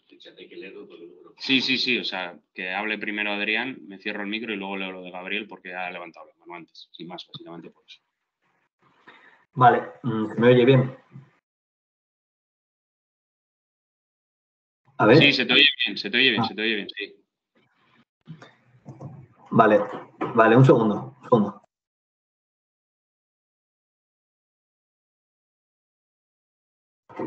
Joder, qué casualidad. Bueno, voy. Nada, respecto a lo último que habéis comentado y tal, bueno, yo ya hace 2 o 3 semanas creo que trasladé mi opinión sobre las potencias no realizadas que tiene el ser humano y cómo eso creo que también está en Marx en los manuscritos del 44 y que creo que es algo que puede rastrearse en la obra posterior, pero no voy a retomar el debate porque ya leeremos los propios manuscritos y veremos entonces si efectivamente eso está en Marx o no, y si lo estuviera, si eso, digamos que sigue preservándose en la obra posterior o no, que eso será otro debate. Pero bueno, yo simplemente nada, quería comentar una cosa que me ha parecido, bueno, interesante, también un poco, bueno, criticando lo que afirma Llorente en un párrafo en el que parece trazar algo así como una especie de historia de la humanidad, ¿no? En el que dice que, bueno, que la historia va por así, es un proceso ascendente, que generación tras generación se acumula la acción de los hombres sobre la naturaleza, bla, bla, y hace como una especie de trayectoria, cuál es el proceso histórico que por el que la humanidad ha discurrido en los últimos, bueno, pues básicamente 10.000, 20.000 o 50.000 años, ¿no? Pero me parece que aquí Rubio Llorente, en el sentido en el que no llega a comprender del todo el concepto de enajenación tiende a identificar la enajenación, en este caso, con el simple desarrollo de la producción de mercancías o con el intercambio. Es decir, da la sensación de que cuando está trazando la historia de la humanidad y hablando de la división del trabajo, el ser humano es un ser exclusivamente enajenado porque desarrolla el intercambio. Sin embargo, yo creo que acertadamente ha dicho antes el ponente que básicamente la enajenación es algo que, digamos, consustancial a diversas épocas, que eso es algo que reconoce el propio Rubio Llorente, pero sin embargo yo creo que no logra definirla adecuadamente, es decir, parece que simplemente es por el intercambio que se enajena al hombre. Yo diría básicamente que efectivamente la enajenación capitalista está basada, bueno, la producción capitalista al estar basada en la producción privada e independiente es una enajenación basada en el intercambio, es decir, es una enajenación específica que tiene, por así decirlo, su fundamento en el hecho de que el hombre produce de forma privada y esto genera que tenga que relacionarse con el resto de individuos a través de un ente abstracto, que sería el valor, ¿no? Es decir, que sería algo así como su tiempo de trabajo cristalizado con un atributo de intercambiabilidad. Esto es lo que genera la enajenación dentro del sistema capitalista, pero la enajenación en otros sistemas no se genera por el intercambio. En otros sistemas, es más, en este aspecto, la enajenación, en ese aspecto de enajenación no existe en la medida en que efectivamente la producción social se planifica de forma relativamente consciente, es decir, dentro de lo que sería la familia, por ejemplo, comunidad de producción y consumo, se decide quién produce qué, quién va a ejecutar tal trabajo y quién va a consumir tales bienes de consumo. Asimismo, también en el modo de producción feudal, el señor feudal, sobre todo en los inicios o los comienzos de los albores del modo de producción feudal, elige también o decide o le impone más bien al siervo qué trabajo tiene que hacer a su merced, ¿no? A través de ese trabajo servil o de la corvée. Por lo tanto, en ese aspecto no existe enajenación. Lo que sí existe enajenación en el resto de modos de producción, o digamos las razones por las cuales existe esa enajenación, es porque efectivamente existen unas potencias del trabajo, potencias que son potencias del trabajo social, es decir, un trabajo consciente, etcétera, incluso trabajo como individual que puede realizarse de forma libre por parte del ser humano, que en el modo de producción feudal no se realiza de tal manera. Es decir, en el modo de producción feudal, digamos que el siervo, o básicamente en este caso, o el esclavo en el modo esclavista, lo que hace es verse sometido a los dictámenes y a las órdenes que le va a encomendar ese señor feudal. Así enajena sus potencias de trabajo en otra persona que es quien le domina, ¿no? Entonces, la enajenación, en este caso, puede adquirir un carácter personal, de dominación personal, como en los anteriores modos de producción precapitalistas, o puede adquirir un carácter impersonal, es decir, funcionar de acuerdo con un criterio abstracto que sería el criterio del valor. Y yo creo que aquí él no lo distingue bien y simplemente, digamos que pasa el rodillo y dice que, bueno, que básicamente en otras formas sociales también, pues, digamos que va engendrándose una especie de distancia entre el hombre y la sociedad y que eso se debe al desarrollo del intercambio. Parcialmente es así porque existe el intercambio en otras sociedades, pero realmente, digamos que el eje de esas sociedades no pasa por el intercambio, pasa por otras formas de producción que son igualmente enajenadas para el siervo, para el esclavo, es decir, para las clases oprimidas. La diferencia también aquí está en que la clase dominante, por ejemplo, en los modos de producción precapitalistas no es una clase enajenada y la clase dominante dentro del modo precapitalista sí es una clase enajenada porque se debe someter igualmente a los dictámenes del valor o del capital, más bien, en este caso. Simplemente, nada, quería decir eso. Vale, pues muchas gracias, Adrián. A ver.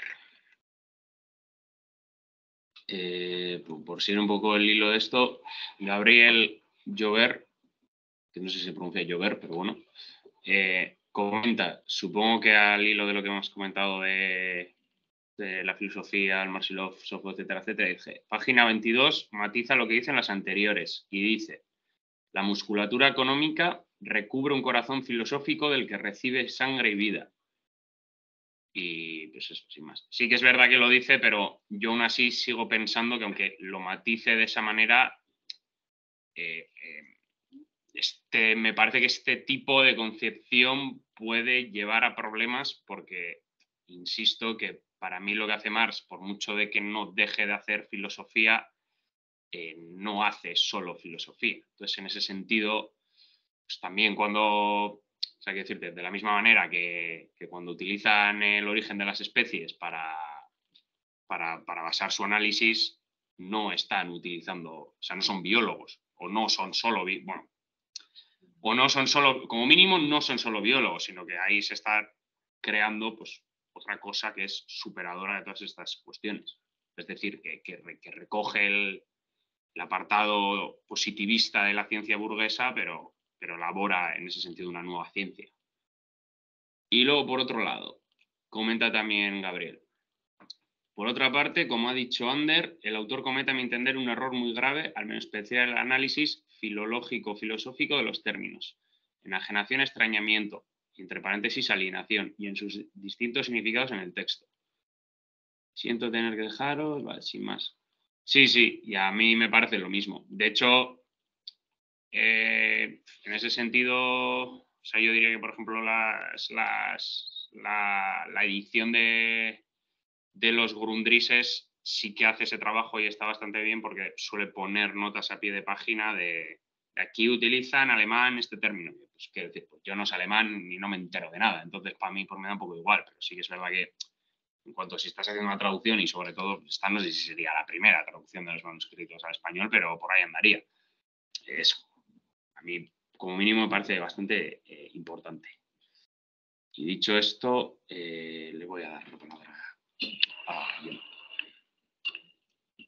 Eso. A ver, yo cuando he leído esto, en mucha parte contigo, ¿no? Lo que me ha quedado, más que se dice gilipolleces o no las dice, que habéis parado un poco cosas, que aquí se da el programa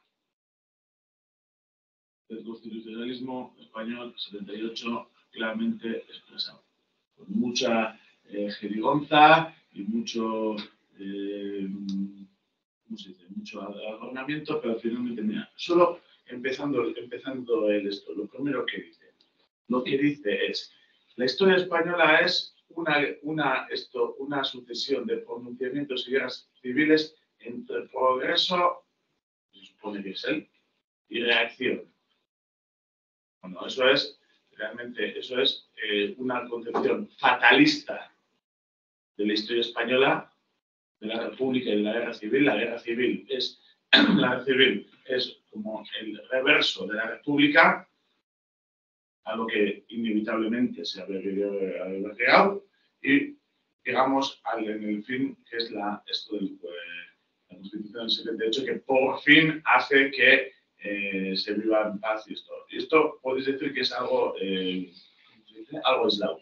Pero realmente, si seguimos leyendo ese párrafo por las siguientes páginas, que dice que, claro, es que Alemania estaba totalmente atrasada y Marx planteaba una revolución para que los alemanes fuésemos, como dice, contemporáneos de la realidad y no solo contemporáneos de la filosofía, parece que está atribuyendo a Marx en estos manuscritos una especie de revolución como la que luego Lenin acusaría de propugnar a los marxistas legales, o sea, Stroessner y compañía. En plan, la revolución solamente como un acto de modernización. Realmente Marx lo que está diciendo en los manuscritos es todo lo contrario, o sea que es necesaria una revolución no solo política, sino, bueno, como dice, radical y basada en las clases desposeídas, que todavía de acuerdo no las define científicamente porque eso viene con el capital, pero, o sea, está realmente, lo que Marx realmente, igual estoy hablando como un sacerdote y no me gustaría hablar como un sacerdote, pero en mi opinión lo que Marx está propugnando es un corte entre las revoluciones políticas que se quedan solo en la política, en la modernización, etcétera, y una modernización y una revolución que podemos decir que todavía de ribetes morales faubourgianos, etcétera, etcétera, etcétera, pero realmente lo que está planteando, lo que está planteando es un corte y no una revolución como como un aspecto de democratización, liberalización, modernización, construcción de sociedad cívica y estas cosas que tanto les gusta a los juristas. Esto también podría ser como una anécdota, si no fuese por una cosa que a mí me ha indignado profundamente, es que en las páginas 25 o 26, este señor dice que no, es que los manuscritos no fueron traducidos o no fueron publicados hasta la muerte de Stalin. Los manuscritos fueron publicados mucho antes, en el año 32. ¿Eh? Sí, pero es que este señor dice del año 56 y no es del año 32. Y aparte dice otra cosa más grave, en mi opinión, que le parece muy mal que la editorial Dietz de Alemania Oriental publique unos manuscritos, el primero y el segundo por un lado y el tercero por otro, porque ahí están cortando la filosofía y la economía. Bueno, yo no voy a ser el que defienda a la editorial Dietz o el que le deje defender. Bueno, ahí se pueden hacer muchas interpretaciones. Por ejemplo, el otro Joaquín dijo que Marx se dio cuenta que había que leer a los economistas para entender la sociedad actual y bueno, a lo mejor los editores de Dietz, que yo entiendo que no son unos zoquetes precisamente, serán, bueno, yo entiendo que su formación tienen, pues a lo mejor les parece mejor así, o se puede criticar como todo, pero que un señor que acaba de proponer en este libro que Marx está planteando una revolución en Alemania solo para ser contemporáneos de la realidad y no para otras cosas. Diga que la editorial Dietz está haciendo no sé qué, bueno, a mí me parece, a ser suave, partir desde el prejuicio y no desde la ciencia. A ser suave, ¿eh?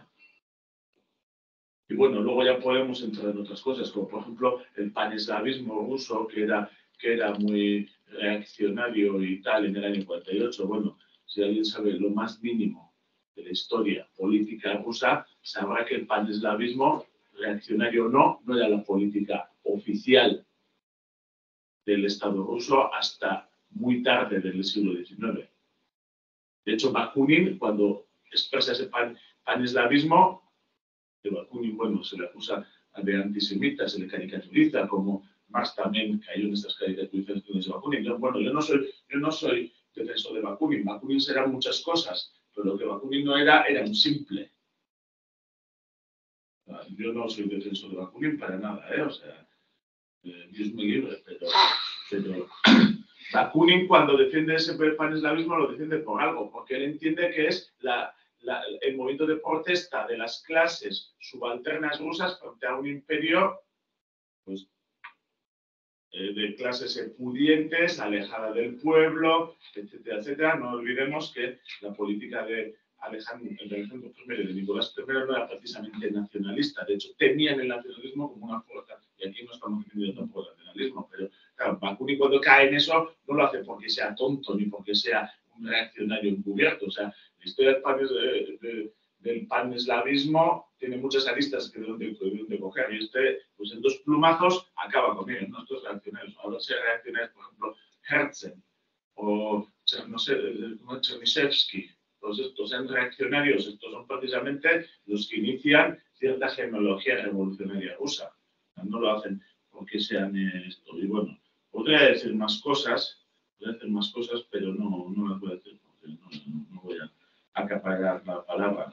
Solo que hace unos años tuve la desgracia de encontrar con dos tíos de la universidad, uno supuesto que otro no, que decían pues, en esta línea de este evidente que la época de la filosofía, de la época de la URSS, se basaba en el dogma. Para mí es algo que solo se puede decir desde el desconocimiento. Dos tíos que precisamente eran defensores, como parece que es muy evidente, no conozco tanto, defensores del Marx demócrata o Marx republicano, y luego te atacan la filosofía soviética con un plumazo, como si fuese el puro dogma. Por cierto, aquí cuando habla del estalinismo, cuando habla del estalinismo como algo que subsume algo en la perfección económica y tal y cual, bueno, de hecho, desde la economía ortodoxa, si se puede hablar en esos términos, en la época de Stalin, Rubin, profesores que eran economistas, bien formados, atacaban precisamente a Stalin por un exceso de voluntarismo, por un exceso de creencia en las fuerzas humanas para hacer la transformación socialista en un país atrasado, no precisamente en caer en el estructuralismo, bueno, en lo que aquí parece que están caricaturizando como estructuralismo. Bueno, nada más. Vale, es que ricasco yo, por aclarar un par de cosas, la primera es que, bueno, que creo que no tiene nadie más la palabra, así que puedes seguir hablando 40 minutos si quieres hasta que alguien quiera abrir algo. Y luego la segunda, o sea, igual sí que es verdad que me he calentado un poco cuando he dicho que decía gilipolleces, pero o sea, lo que quería decir en ese sentido es evidentemente no son gilipolleces, o sea, no es en el sentido de que este señor se chupe el dedo y no tenga como ninguna intencionalidad política, etcétera, etcétera, o sea, sino me refiero en el sentido de que es que a mí me mosquea mucho, al hilo de lo que tú decías, de estas caricaturizaciones que se hacen, no sé hablar, que suelen hacer precisamente de la Academia de Ciencias de la URSS y toda esta cuestión de que siempre, es que encima es que no falla, porque siempre es lo mismo, siempre se habla de ortodoxia, de dogmatismo, de mecanicismo, de esto, o sea, y yo nunca, o sea, y no sé si lo dije el otro día, no me acuerdo si lo dije en la sesión o lo dije en plan fuera de sesión, pero yo la única persona y el único libro que me he encontrado, y de todos los que he leído, no porque lea mucho, sino porque ojeo muchas cosas, que he visto que critique a la Academia Soviética y la cite es Néstor Cojan en el libro que aquí se tradujo como Nuestro Marx. Es el único libro que he visto que citen autores soviéticos para refutarles, mejor o peor, pero es el único libro que he visto. Entonces, claro, nunca se le citan, o sea, siempre se habla como de una especie de monstruo que flota, por así decirlo, ¿no? Súper dogmático, súper esto, que encima era la línea del partido y nadie se podía desviar de la línea del partido, cuando también es una gilipollez, como tú bien has expuesto con Rubin, etcétera, etcétera. O sea, me refiero en el sentido de este, que claro, es que nunca, o sea, no se hace un estudio sistemático también precisamente porque, y no va de esto el tema, porque precisamente para la academia burguesa, toda la academia científica de la URSS no existe. Y justo además en español no es precisamente por la falta de disponibilidad de sus obras porque están en ruso, porque la editorial Progreso Moscú en ese sentido hizo un gran trabajo de traducción. O sea, tenemos muchas obras, mejores o peores, pero traducidas, o sea, en ese sentido. Y dentro de la Academia de Ciencia de la URSS también entran los que ahora son más populares, como Ilienkov y toda esta gente, que ahora parece que Ilienkov era, no sé, era aquí, yo qué sé, Adorno. Y no era Adorno, o sea, hay que decirte, Ilienkov era una persona de partido, o sea, no sé si me explico. Sin más. Creo que ha levantado la mano antes para contestarme, bueno, te dejo a ti. Vale. Como has hecho así. Vale. No, era a la luz del comentario de las fechas, en el epílogo del libro de Sánchez Vázquez dice lo siguiente. Las dos primeras ediciones rusas de los manuscritos datan de 1927, en el volumen tercero de los archivos de Marx y Engels, y de 1929, en el tomo 3 de la primera edición de las obras de Marx y Engels en ruso. Se hicieron bajo los auspicios de Riazanov. Luego Stalin se lo fusiló, pero bueno, no, le dejó morir en un gulag. En 1932 se publican por primera vez en alemán, es decir, se publicaron en ruso antes que en alemán. Y lo que ocurre en 1956 es una nueva edición rusa preparada por el Instituto de Marxismo-Leninismo de Moscú en 1956, una de las más perfectas que se conocen. Es decir, que lo que dice Rubio Llorente, que es la primera edición en ruso, es una edición príncipe, una edición ya bien trabajada con notas y demás, pero es que se publica en ruso antes que en alemán. Es una distorsión tan brutal de la realidad que, bueno, que merece anotar ese dato. Sí, que esa crítica que se le hace a la no traducción. No, cambia totalmente, se sale de... Bueno, pues igual si te parece bien que matice y luego hablas tú. Sí. Pues lo que la crítica esa que se le hace a que no haya una edición en ruso hasta el 50 y tanto es por la forma de ordenar los textos, no por otra cosa. O sea, Y eso, pues imagino que cuando lo leamos, pues pasaremos a discutirlo más, a ver si tiene sentido ordenar los textos de la forma en la que se ordenan tradicionalmente o no, que bueno, es algo que estará abierto a debate todavía. Porque los tenía cosidos en el mismo cuaderno, sí, pero bueno, no los llego a publicar, ni sabemos muy bien cuál era su relación con los cuadernos de París, con otros textos que se hayan podido perder o lo que sea. Yo más que nada es una duda que tengo respecto, no sé si es de como escribes la introducción en Rubio, que es con la idea de positivismo. Cuando se alude mucho a la idea de positivismo, pregunto si algo tiene que ver con Augusto Comte, porque los textos de Comte se escriben prácticamente en el mismo momento, o bueno, el primer texto de filosofía, los que cursan filosofía positiva, los anteriores, empiezan a arrancar a partir de los años 40, donde Marx está escribiendo precisamente todo esto, o sea, está redactando las notas del manuscrito. Entonces, a veces, simplemente por una cuestión de tiempos, me cuesta como ubicarlo, ¿eh? Por eso digo lo de que tengo como serias dudas en momentos, porque aparece a ratos que cuando se habla de la economía política y todos los trabajos que está haciendo más, parece como que en el texto alude a esta idea de economía positiva en algún momento, no lo puedo sacar en la página, pero sin más, necesito como esa aclaración porque a veces no sé si tiene que ver precisamente con una conexión con esa filosofía desarrollada por Comte o si está hablando de otra cosa, que es lo que a veces me genera dudas. Y luego, por otro lado, por establecer un poco una crítica a Rubio que me ha parecido la introducción, sobre todo por una cuestión de sensación que ahora que habías dicho no sabía que era jurista, o bueno, estaba dentro del mundo del derecho, pero parece que a veces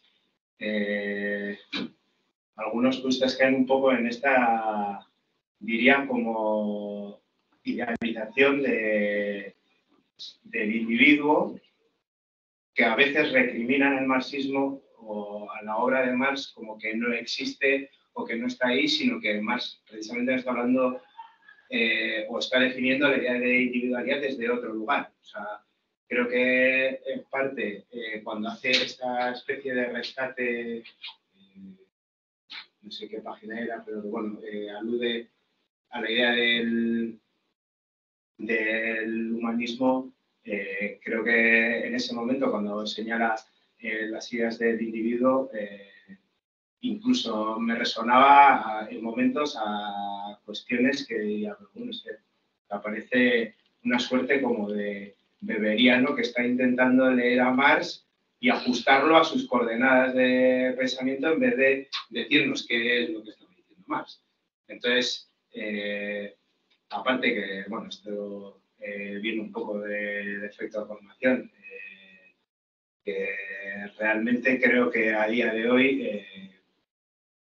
a excepción de gente que defiende una suerte de individualismo metodológico, no creo que nadie desde el mundo de la sociología se atrevería a decir algo así de esta idea de individuo como una suerte de a priori o de idea absoluta, sin situarlo realmente dentro de esa coordenada que el propio Marx creo que defendía, que es el individuo se produce en tanto que sea social. No sé, es la sensación que me ha dado al leer la introducción que bueno, pues no, había alguna cosa que quizás me gustaba, pero unirme a esto de crítica de Rubio, pues escarnio público. Creo que es así algo que me ha chirriado. Pues yo, respondiendo un poco a la pregunta, yo diría que en esta época, o sea, aunque sean como son, yo creo que Marx no tenía ninguna relación con sí. No, no me refería a que tuviera relación con Comte, sino que parece, en esta introducción, parece como que existe esta idea de lo positivo previo a los escritos de Marx. El curso de filosofía positiva creo que empieza en el 30, y luego se publica en el 42 como publicación conjunta, pero que es la serie de sesiones y clases o seminarios, lo que fuese que sean, ha empezado a dar un rato antes. Lo he mirado ahora rápidamente porque me sonaba. O sea, ¿qué quiero decir? Porque es como una cuestión que es, o sea, digamos que en el tiempo están como relativamente cercanos y que daría al menos la sensación al leerlo, como que es algo que estaba previamente escrito a los escritos de Marx y que Marx utiliza. Y creo que la crítica que puede estar en la economía política no responda tanto a una idea positiva de la economía, sino científica, en el sentido de una ciencia que intenta como explicarse a sí misma, o sea, una economía burguesa que intenta explicarse a sí misma, dejando de lado precisamente toda una cuestión histórica que daría lugar a sus planteamientos de método. No sé, lo digo desde la ignorancia, Sí. O sea, yo en ese sentido, sí que comparto eso, un poco lo que dices, y de hecho esto alguna vez es una discusión bastante larga con Pello, bastante larga, sobre la sociología y demás. Pero sí, yo creo que aquí, entre comillas, claramente, aunque lo puedas personificar como en dos grandes o tres grandes hombres, por así decirlo, claro, yo creo que tanto Comte como posteriormente, ¿cómo se llama? El que es alemán, también es un sociólogo muy mítico, que tiene el libro, No, uno que tiene el libro sobre suicidio y así, no sé cómo se llama, bueno, da igual. Son en ese sentido como muy autores de su época, en el sentido de que responden con una necesidad social que hay. Lo que pasa es que en esa respuesta, pues por un lado sale la sociología como, por así decirlo, parte de esa superación burguesa, que también parte de su parcialidad, y que bueno, tenemos que entrar en una serie de debates bastante más amplios sobre pues, cómo opera la sociología, porque bueno, al final muchas veces acaba operando desde la totalidad como si fuera una parcialidad, y eso pues, bueno, lleva ciertos postulados que para mí no es tanto una cuestión de cómo se haya desarrollado históricamente, que también, sino una cuestión de que hay un problema metodológico de base. Pero claro, Marx responde a lo otro. Por eso no en vano muchas veces también se pone a Marx como hijo como padre fundador de la sociología. Cuestiones que se le pone, pues igual, como lo entiende este señor, que es no muy bien. Y por lo que a mí me han dicho gente que hace de sociología, efectivamente, no se la entiende muy bien. O por lo menos no se da muy bien. He dicho esto, pues creo que tenía John la mano.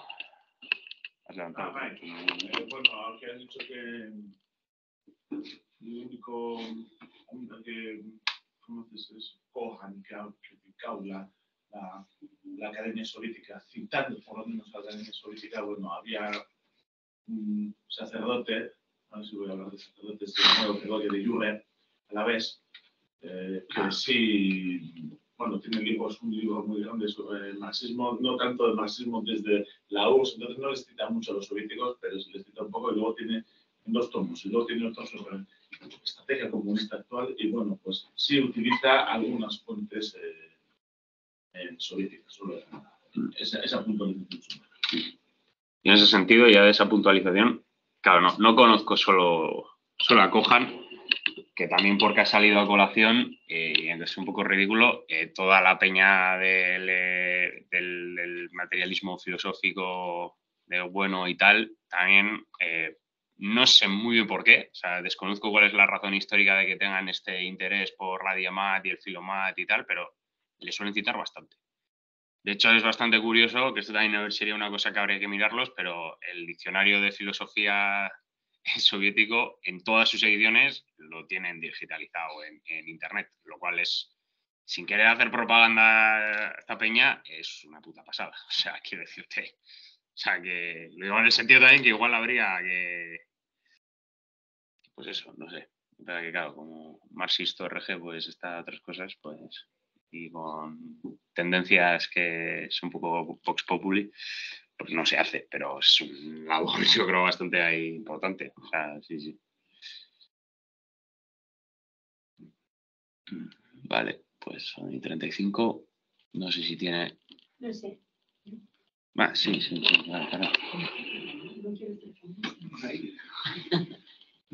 Bueno, a mí, la verdad es que todo el texto, Rubio intenta hacer como un análisis profundo, pero realmente lo que está claro es que establece una confusión entre lo que es, yo diría, el método científico y la concepción idealista o metafísica de lo que sería el método científico. Prácticamente se basa en toda la introducción, como decía aquí, hay cosas interesantes porque te pueden confundir. Precisamente está escrito para eso, para que te gusten cosas, porque tú lees como unas definiciones o la cita que mencionaba, donde son citas tan importantes que hacen que tú te desvíes y te confundas.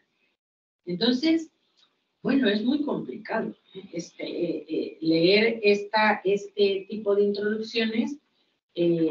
Nosotros y nosotras.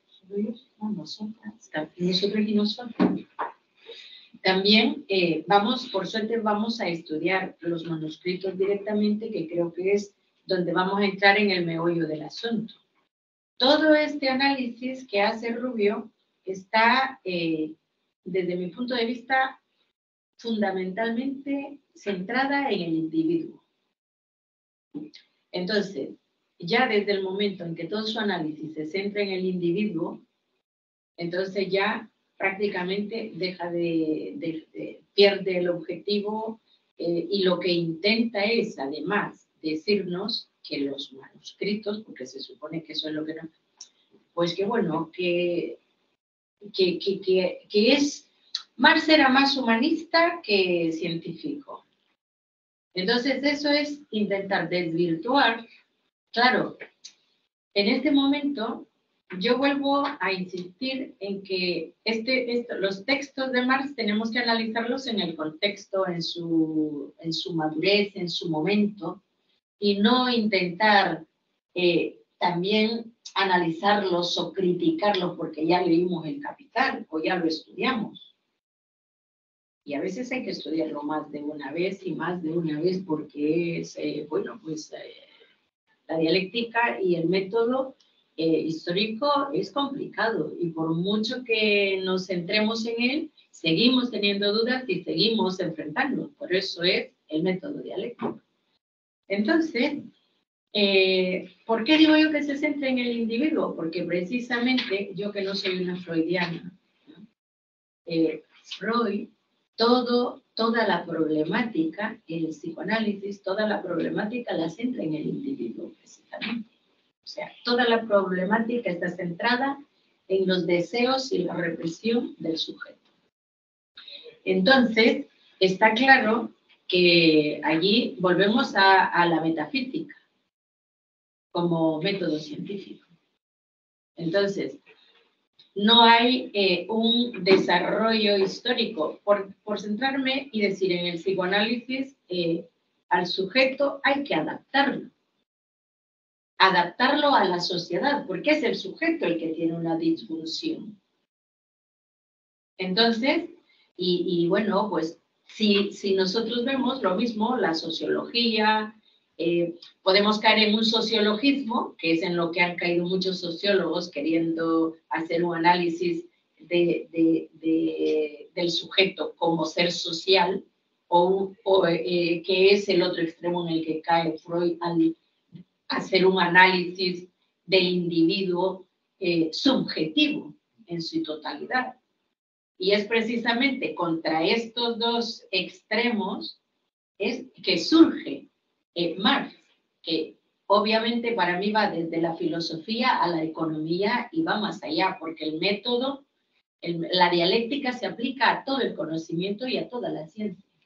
Y eso es el reconocimiento que realmente creo yo que no se le llega a dar a Marx, porque el fracaso, digamos, entre comillas, del modelo comunista aplicado en la URSS y en todos los países, pues eso es sobre ese fracaso, que no necesariamente es el fracaso ni el negar el método científico, el método histórico, la dialéctica, o sea, el método que nos ha dejado Marx, pero es en lo que se fundamentan todos los científicos sociales, económicos, digamos, que están los estructuralismos, porque el estructuralismo y el funcionalismo obviamente sigue funcionando y sigue aplicando. Entonces, claro, sobre eso se fundamentan para decir críticas sin citar a nadie. Y entonces estos señores que conocen mucho de economía y de filosofía y de sociología y de los seres humanos van dando análisis y recetas, pero sin citar a nadie, sin haberlo estudiado, solo como una letanía o como una religión, que es en lo que se ha convertido el liberalismo dentro del capitalismo en su máxima expresión en el momento en que estamos viviendo. Bueno, creo que esto, bueno, pues os veo bastante críticos, creo que está bien, tenemos que leer con eso y bueno, iremos aprendiendo más y profundizando. Yo ya tengo ganas de que empecemos a discutir el primer escrito y a ver qué tal.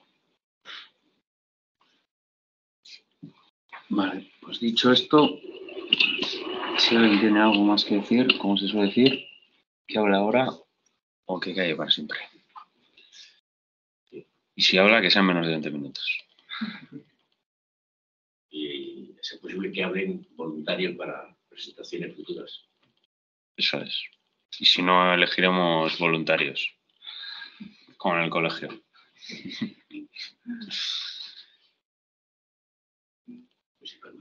Pues si no hay más comentarios, la próxima sesión está atada. La sí, no, o no. No acá no hemos dicho. Joaquín, la siguiente es, pues no sé. La siguiente a esa la puedo hacer yo si queréis. Vale, Puedo perfecto. empezar a clases igual. Bueno, si no cambiar. Haz tú la primera y... No, se me viene Bueno, este fin de pues semana. eso ya como a cada uno con lo suyo. Hay un párrafo de los Grise, que lo leímos en su momento, que muestra que para Marx Entfremdung, Enttäuschung y Veräußerung son sinónimos. Pero no, lo que dice Rubio Llorente tiene razón. Y lo que dice Jover, sobre la base de esa cita. Vale, pues antes de acabar, que se me ha olvidado recordarlo al principio, pues ya esto no creo que nadie lo haya resubido, pero para los que estáis aquí, en España ha habido el cambio de hora, entonces es 1 hora menos. Así que empezaremos para todos los compañeros, pues, de Latinoamérica, pues empieza 1 hora antes o después. 1 hora antes, ¿no? 1 hora antes, eso es. O sea, eso es, lo digo para que... Y donde son 7 o 8 horas. Para que sepáis. Enrique, que tienes la mano levantada. No sé, Uruguay. Supongo que será. Es una duda. ¿Cuál es o todos son iguales? ¿Cuál es la versión que vamos a leer? ¿La que viene en este libro donde vimos ahora la introducción? ¿O cuál? Yo tengo la de Grijalvo, tengo la de la colección 70. Entonces, ¿cuál? ¿O da lo mismo? Pues lo mismo no da, por motivos evidentes, que pues incluso creo que la traducción es diferente, pero no, o sea, vamos a leer la que está, o sea, la referencia siempre es el documento y la edición que está en Drive, que en este caso es la editorial, Alianza. la edición de Alianza. Ah, Alianza. Que normalmente nos solemos guiar, yo creo, más que por qué edición es la mejor, por la disponibilidad de esta en formato digital, por motivos evidentes. De todos modos, esta edición tiene una cosa buena y es que tiene, va siempre incluyendo el paginado de los manuscritos de Marx. Entre paréntesis y con números romanos va indicando dónde empieza cada una de las páginas de Marx. Así que igual, por si alguien tiene otras ediciones y tal, sería útil y más conveniente para todos que manejemos a la hora de citar y tal el paginado ese. Menos yo así lo haría. Pero eso lo tienen muchas más versiones, ¿eh? O sea, yo creo que... Sí, pero eso digo para ser compatible con otras versiones. Bueno, ya eso... Pues, En vez de decir una página, no sé cuántos de... Vale. Pero bueno. Yo no sé si es la mejor, pero es mejor que la de Roces. Que Bueno, está en el texto, donde está el texto de Engels que hemos leído, sí. están también los manuscritos. Esta es mejor. Lo que no sé si es mejor que la de Ripalda, que también está. Yo lo encontré. El proyecto de obras de Engels que quedó inconcluso.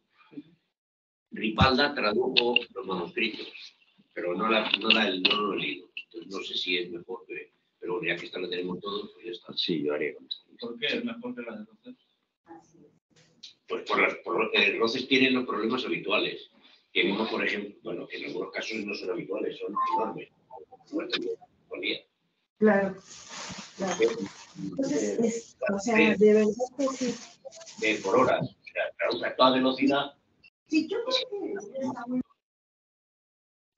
Y luego la edición, es algo está mejor editado que el Fondo de Cultura Económica. Pero es un problema. Vale. Ahí tienes. Por eso decía. Andrés tenía la mano levantada. Que no sé sí, no, una cosa. Creo que la edición que has utilizado, Ander, no coincide con la que está en PDF. Y es que a mí me pasó, yo me hice con el libro de Alianza, que es un libro de bolsillo, pero resulta que ahora no coincidía con el del manuscrito. No sé si puede pasar en otros casos. Simplemente lo comento como advertencia. Entonces, claro, lo mejor quizá sea utilizar la que está en el Drive, ¿no? Yo lo que he hecho es imprimirla y encuadernarla. Era eso solamente. Sí, incluso la edición esta, que también es de Alianza, tenemos aquí algunos, no coincide uno a uno las páginas. O sea, hay como un pequeño offset de que algunas páginas son más largas aquí en el Drive. O sea, el paginado suele coincidir como el final y el resto de los capítulos, pero muchas veces los párrafos están movidos. Sí, yo de eso también me fijé, porque, o sea, me fijé para hacer el esto y me di cuenta de que la introducción justo coincidía y lo otro ya no. Pues sí, o sea, a mí me parece bien lo de hacer referencia a las páginas. El tema es que a veces las páginas son un tanto larguillas, pero bueno, sí, sin más. O sea, yo creo que se puede poner los dos paginados, si no también, sin ningún problema, y tampoco creo que pase nada. O sea, quiero decir. Vale, pues si tiene nada más que decir, que intuyo que no, pues aquí nos despedimos y pues hasta la semana que viene, como siempre, simplemente. Muchas gracias a todos y estamos.